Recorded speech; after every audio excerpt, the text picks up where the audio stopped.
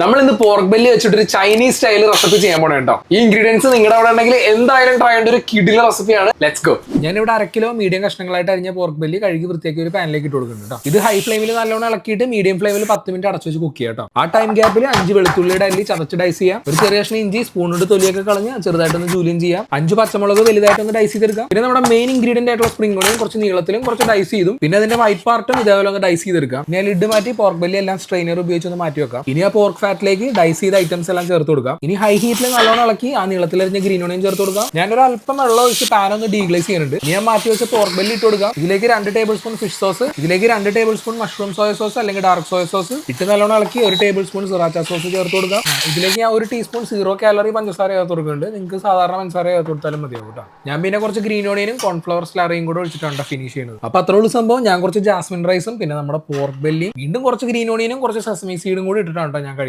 അപ്പൊ നമുക്കിത് കഴിച്ചിട്ട് എങ്ങനെയുണ്ട് നോക്കാം.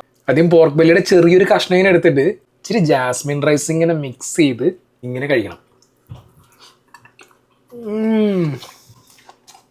ഒരു രക്ഷയില്ല കേട്ടോ, അടിപൊളി.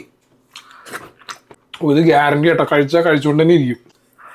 നിങ്ങൾ ഡയറ്റ് ഒക്കെ നോക്കിയിരിക്കുന്ന ആൾക്കാരാണെങ്കിൽ ഇത് സ്കിപ്പ് ചെയ്തോ, ഭയങ്കര അഡിക്റ്റീവ് ടേസ്റ്റ് ആണ് കേട്ടോ. അപ്പൊ ഇത് ഉണ്ടാക്കിയിട്ട് നിങ്ങൾ ഫീഡ്ബാക്ക് കമന്റിൽ ഇട്ടോ. അപ്പൊ പുതിയ റെസിപ്പി ആയിട്ട് നമുക്ക് അടുത്ത വീഡിയോയിൽ കാണാം. അപ്പോ ശരി.